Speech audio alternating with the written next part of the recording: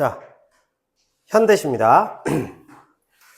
역시 이 작품도 뒤에 있는 형상화 그 문제부터 먼저 보고 가보겠습니다. 자, 보기를 바탕으로 가와 나를 감상한 내용으로 가장 적절하지 않은 것은, 역시 가장 적절하지 않은 것 문제가 나옵니다. 자, 시인은 일상에서 마주하는 평범한 사물이나 풍경 속에서 소외되고 상처 입은 존재들을 포착해낸다. 그죠? 이들을 향해 따뜻한 연민의 시선을 보내죠. 또 고난과 소멸의 이미지로 가득 찬 공간을 치유와 공존의 공간으로 새롭게 해석하기도 합니다. 자, 그래서 따뜻한 연민의 시선, 이것이 A고, 그 다음에 치유와 공존의 공간으로 특히 재해석을 한다. 이것이 B입니다. 제시문 가는 이것에 해당하고, 그 다음에 제시문 나는 이것을 해당합니다. 자, 가는 수혜를 입은 부정적인 공간이에요. 그러니까 수혜를 입었으니까 소외되고 상처 입은 존재들이죠. 이들에게 부정적 공간에서 벗어나 햇살이라는 내개체가 생명력을 회복시켜주고, 또 그 다음에 상처 입은 존재들이 서로를 다독여 줄 수 있다. 즉 상호 위로와 연대의 가치, 그런 공간으로서 파악을 한다는 겁니다. 자, 이게 제시문 가고, 제시문 나는 황량하고 끝나는 것처럼 보이는 그런 공간을 나약한 존재들을 포용하는, 품어 안는 포용의 공간으로 뒤집어 보면서 강자입니다. 자연과 농부는 강자예요, 상대적으로. 그리고 약자, 새가 있습니다. 새에게 베푸는 것을 무심한 배려와 상생이, 우리가 막 친절하게 막 이렇게 말해주는 것뿐 아니라 그냥 뭘 하더라도 그냥 그것을 배려해주는 거, 묵묵히 배려해주는 것도 참 아름다운 거라고 볼 수 있거든요.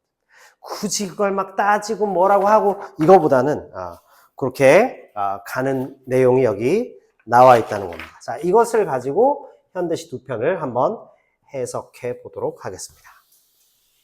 자, 앞 페이지로 가볼게요.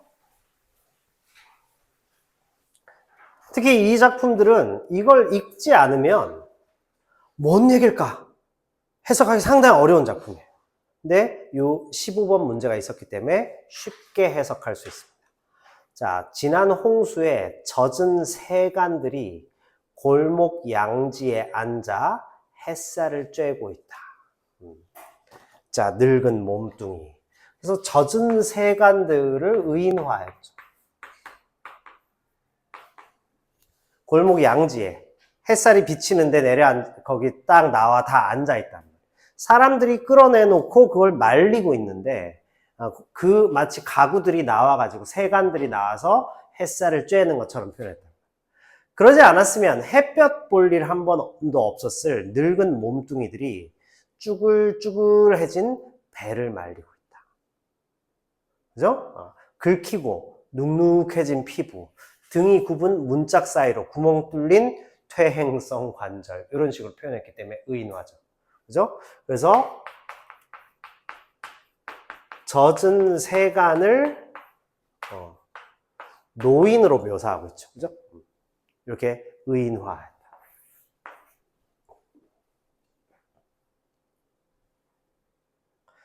자, 삐걱거리며 엎드린다. 그래서 이 가구를 지금 말리고 있는 모습입니다. 제목이 일광욕하는 가구이기 때문이죠. 그래서 가구가 일광욕한다. 뭐죠? 의인법이죠. 사람에 빗대어서 표현했다. 특히 말도 하는 것처럼 나왔죠. 그 사이 당신도 많이 상했군, 이런 식으로 표현합니다. 자, 그 사이 당신도 많이 상했군.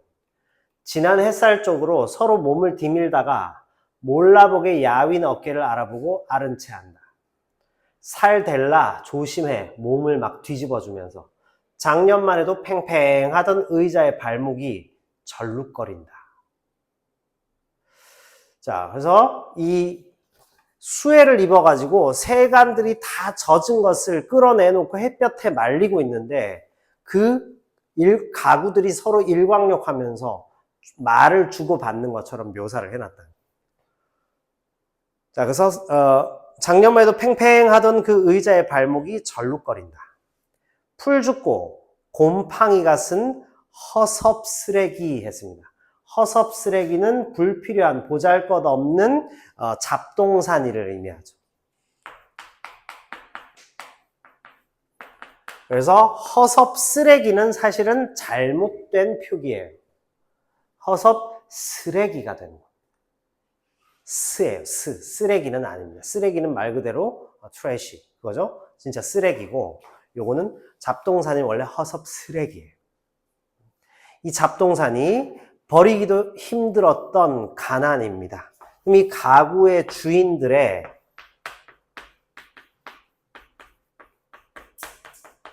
소외된 처지를 의미하죠. 자, 버리기도 힘들었던 이 가난들이 아랫도리를 털 때마다 먼지로 풀풀 달아난다. 이렇게 표현합니다. 먼지가 막 나는 그런 상태죠. 그죠? 네. 그래서 주인들의 소외된 처지, 이 가난과 함께 그 안에서 이들의 상처 입고 그 다음에 소외된 처지를 떠올립니다. 여기까지 오게 한 음지의 근육들입니다. 음지의 근육들이라는 것은 뭘까요? 여기까지 오게 한 건데 근육입니다. 자, 탈탈 털어 말린 얼굴들 했습니다. 그래서 생명력을 회복하죠.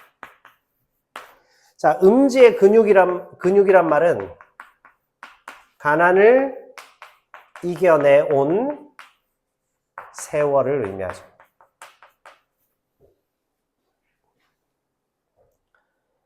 이렇게 해석하는 것이 합당할 듯 싶습니다. 그래서 가난을 이겨내온 이 세월들, 이런 것이 표현되어 있다. 이렇게 볼 수 있겠습니다. 그래서 최영철의 일광욕하는 가구라는 작품이었습니다. 그래서 아까 봤다시피 소외되고 상처 입은 사람들이 수해를 입은 공간에서 햇살이라는 매개체로 서로를 다독이는, 심지어 그 위에 보면 살델라 조심해, 그 사이에 당신도 많이 상했군, 이런 거 있죠. 그죠? 이런 것은 어때요? 위로, 치유, 연대의 가치를 담고 있다. 그죠? 이런 것들. 위로와 치유와 연대, 이런 가치를 읽어내기 위해서 마치 가구들이 뭔가 생명을 가진 인간과 같은 그런 인격을 가진 요소로 형상화되고 있다. 이렇게 볼 수 있겠습니다. 이해하셨어요? 네, 일광욕하는 가구라는 시였습니다. 됐죠?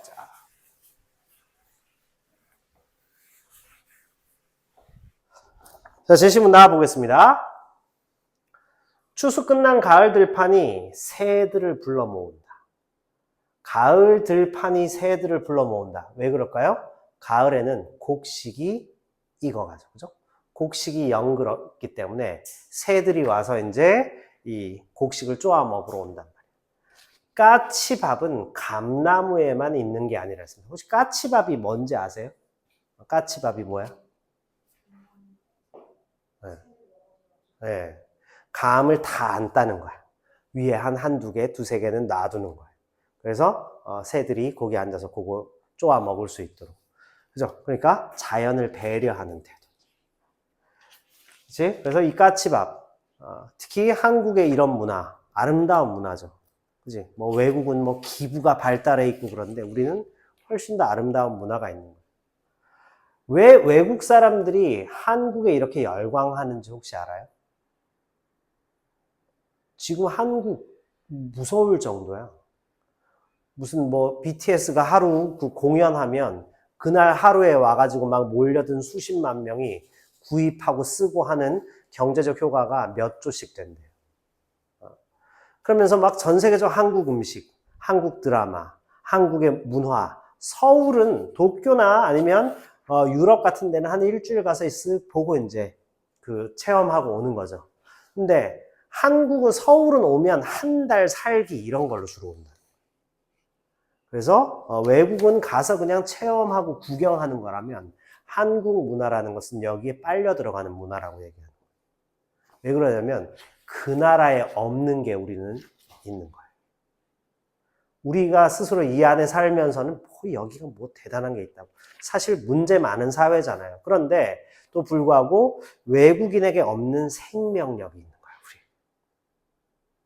자, 그래서 한국 문화는 알면 알수록 그 안에 빨려 들어간대. 그래서 그들이 가지고 있지 못하던 가족 안에서 우리 밥 먹을 때 딱 그런 게 아니라 가족끼리 밥을 먹을 때도 뭘 하죠? 뭔가 막 하여튼 그 유기적으로 막 어우러지는 요소가 있어. 그래서 가끔 엄마가 막 얘기하면 아우 그냥 잔소리 좀 하지 마. 아우 뭐 간섭하지 마. 이렇게 얘기하지만 사실은 그게 한국적인 거야. 어쩔 수 없어요. 외국에는 이미 그런 게 없어진 지 오래되었습니다. 우리는 집요하게 하여튼 끝까지 해결하고 보는 거야. 그러니까 아직까지도 이 입시 이거 하나만 가지고도 이렇게 막 하는 거죠.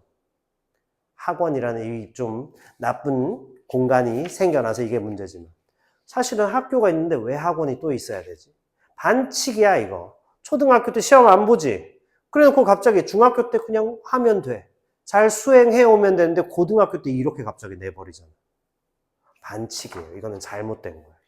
반드시 개선돼야 됩니다. 국어학원 안 해도 좋으니까 반드시 개선돼야 되는데 이미 이렇게 만들어져 있어. 그럴 것 같으면 내가 어렸을 때는 어차피 학교는 가서 계속 공부하고 시험 보는 데라는 게 초등학교 1학년 때도 2달에 한 번씩 계속 시험 봤어요.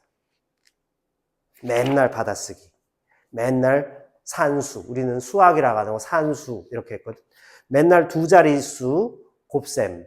그 다음에 3자릿수, 4자릿수 덧셈. 이게 이제 1학년 거였어.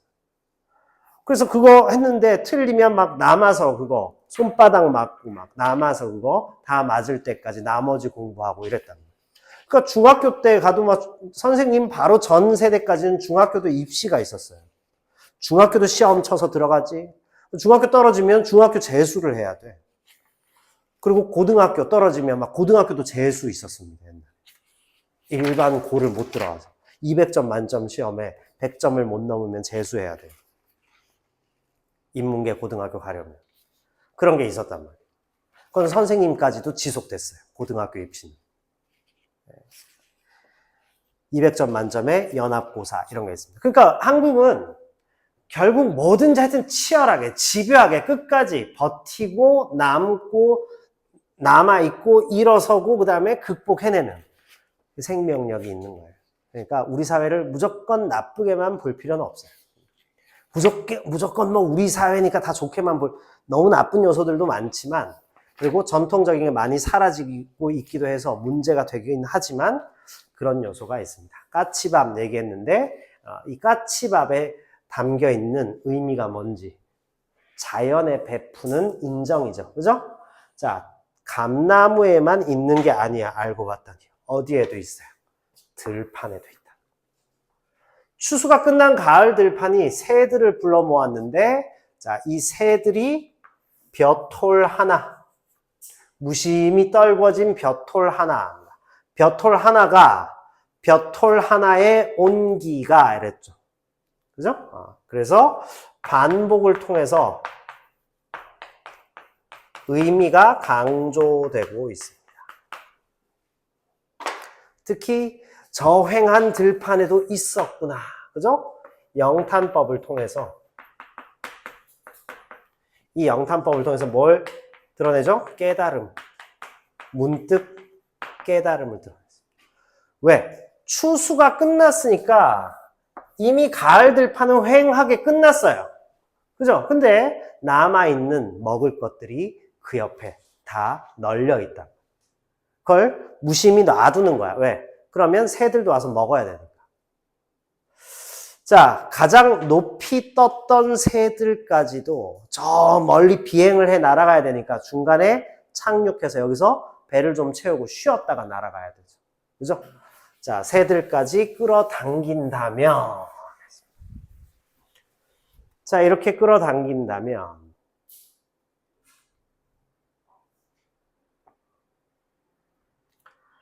궁핍한 시절이다. 새삼.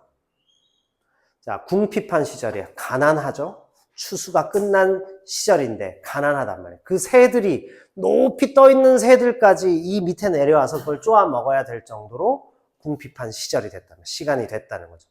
추수가 끝난 가을이기 때문이라는 소리입니다. 아시겠죠? 새삼, 불빛들 두런두런 피어나고 긴 불이 짧은 불이 젓가락질 바쁜 나그네 새 이랬습니다.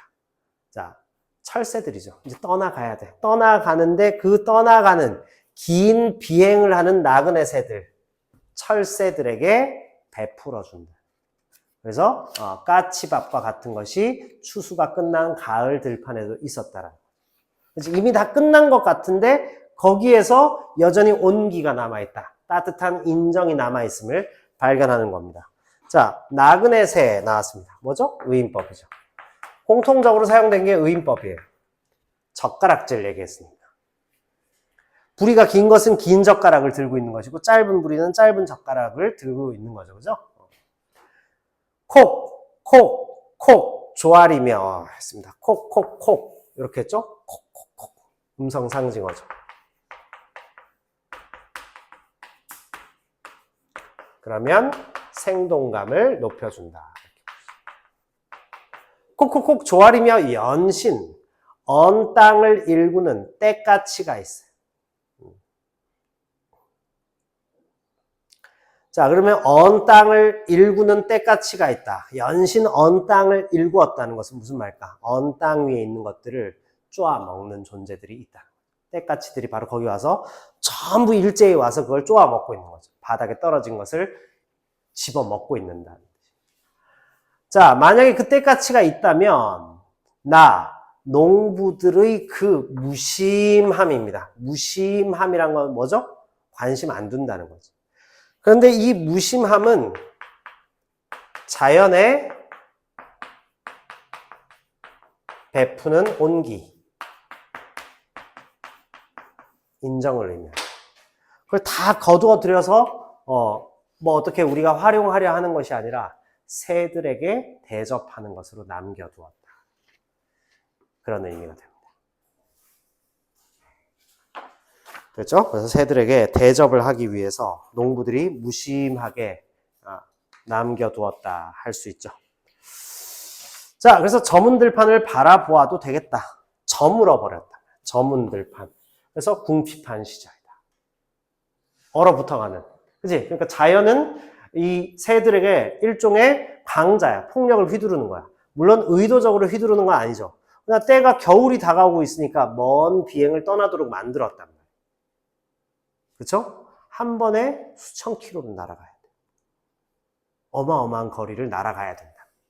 수백 킬로 날아가갖고는 우리나라 안밖에 안 되니까 수천 킬로미터를 날아가야 됩니다. 쉬지 않고 계속 날아간다고 생각, 어마어마한 일이죠. 철새들은 진짜 엄청난 비행을 하는 거예요. 그들을 돌봐주는 거야. 어떻게 보면. 자, 그래서 저문들판을 바라보아도 되겠다. 재인식, 재해석입니다. 저문들판이 어떤 의미인데? 바로 온기와 인정이 살아있는 공간이라는 것을 인식했다. 문득 인식하게 되었다.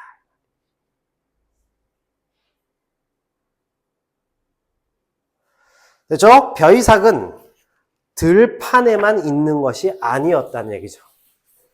자, 그래서 아까는 까치밥은 나무에만 있는 것이 아니라 감나무에만 있는 게 아니라 이랬는데 뒷부분은 벼이삭은 들판에만 있는 게 아니라 이랬습니다.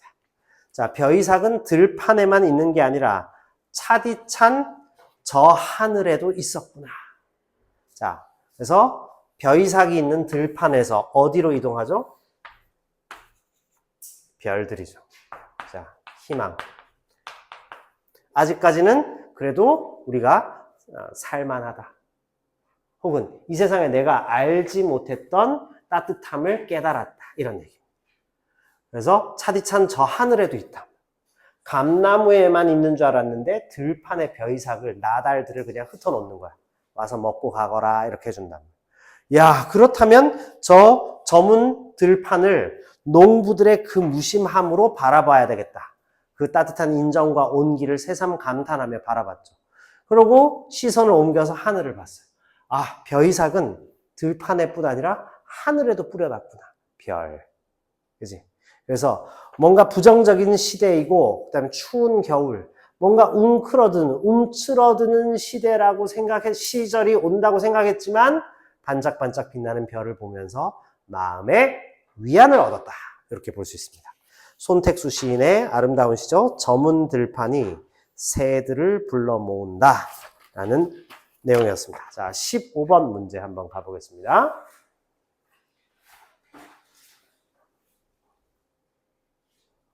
자, 가장 적절하지 않은 것은 1번, 가구들을 골목 양지로 나오게 만든 여기까지 오게 한 음지의 근육들이라는 것은 고단한 삶의 시련을 버텨내고 견뎌왔던 소외된 존재들의 생명력을 함축한다. 아까 말씀드린 그대로예요. 가난의 시절을 버텨왔던 힘이랍니다. 그 생명력이 그 안에 들어있어. 그 음지의 근육들. 그러면서 아까 마지막 부분에 또 뭐라고 했어요? 탈탈 털어 말린 얼굴들. 그죠?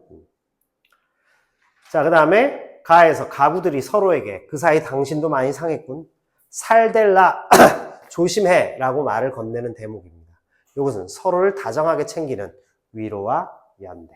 그죠? 선생님이 어떻게 해석할 수 있었느냐. 이거 뭐 어떤 그 강의 이런 걸 보는 게 아니라 선생님 나름대로 해석을 해야 했겠죠. 그죠? 네. 뭐 그런 강의 영상을 별로 보고 싶지도 않고. 네. 그래서 열심히 읽고 이 15번을 중심으로 다시 재구성해 본 거예요. 해본 결과 이 정도다. 이런 내용입니다. 이 내용을 크게 막 벗어나는 걸 낼 리가 없으세요. 수업 시간에 열심히 해주신 것도 아니기 때문에 자, 이 기본적인 걸 잘 파악해서 가서 보시면 됩니다.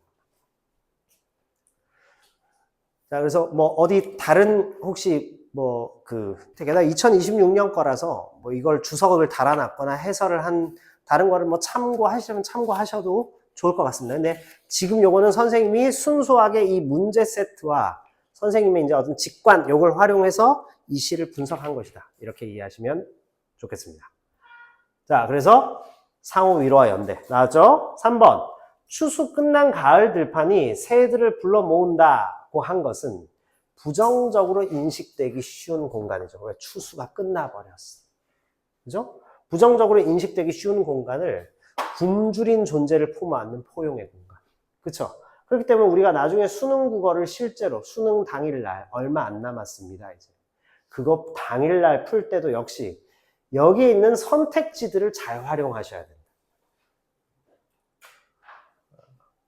4번입니다. 나에서 짐짓 무심히 떨궈진 벼톨 하나를 농부들의 무심함으로 연결하니까 무심한 배려와 상생의 미덕을 형상화했다. 재인식을 했다는 거죠. 무심히 배려를 합니다. 상생, 서로 주고받으며 살아가는 그 미덕이 여기 담겨있다. 자, 5번입니다. 가의 햇살과 나의 들판은 약자에게 가해지는 가혹한 시련을 의미하지 않죠. 그죠? 그치? 약자에게 가해진 가혹한 시련에서 생명력을 부여해주는 공간을 의미합니다. 그치? 약자에게 생명력을 북돋아주는 공간이다. 자, 그래서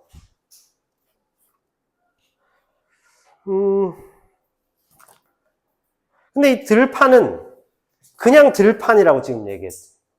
자, 이 들판은 뭘까요? 가을 추수가 끝난 들판이다. 이렇게 볼 수 있죠. 이것은 자연이 주는 시련과 고난일 수 있다. 우리 겨울에 엄청 추웠잖아요. 그러니까 막 두꺼운 옷 입고 웅크리고 있었어야 돼. 이것은 자연이 의도한 게 아니야. 자연은 그 자체가 하나의 시련과 고난이 될 수 있죠. 그죠? 태풍이 막 몰아쳐. 어마어마한 막 재산상의 손실이 일어나고 사람이 죽고 다치고 이런. 자연이 그렇게 하고 싶어서 한 게 아니죠. 그럼 자연은 하나의 강자로서 작용할 수 있다라는 것을 드러내준다는 점에서 이 들판은 시련이라고도 볼 수 있겠어요. 그러나 햇살은 치유, 회복, 생명력 이런 것을 의미한다. 따라서 햇살 부분은 아니고 들판은. 그런데 선생님 이거는 또 다르게 해석하면 이 들판에서 약자에게 가하는 가혹한 시련보다는 치유와 회복과 생명력을 제공하는 공간이라고 볼 수 있다. 어쨌든 5번은 햇살은 무조건 틀렸으니까 틀린 것이다. 그죠? 가장 적절하지 않은 것은 그래서 5번이 되었습니다. 됐을까요? 이렇게 해서 2026 모의고사까지 다 봤습니다. 자, 그래서 모의고사 문제, 변형 문제 조금 남겨두셨다가 저번에 드린 거하고 그거 풀어보시면 될 것 같고요. 그리고 추가로 좀 이렇게 추출해가지고 혹은 그 사이에 선생님이 조금 다시 이제 편집을 해서 추가로 당일날 한 세트 정도만 풀어볼 거 모의고사 문제 드리겠습니다. 다음 주 수업은 토요일이 아니라 일요일 아침 10시에 뵙겠습니다. 됐죠? 네. 왜요? 뭐라고? 네. 토요일 아침 10시가 안 된다고?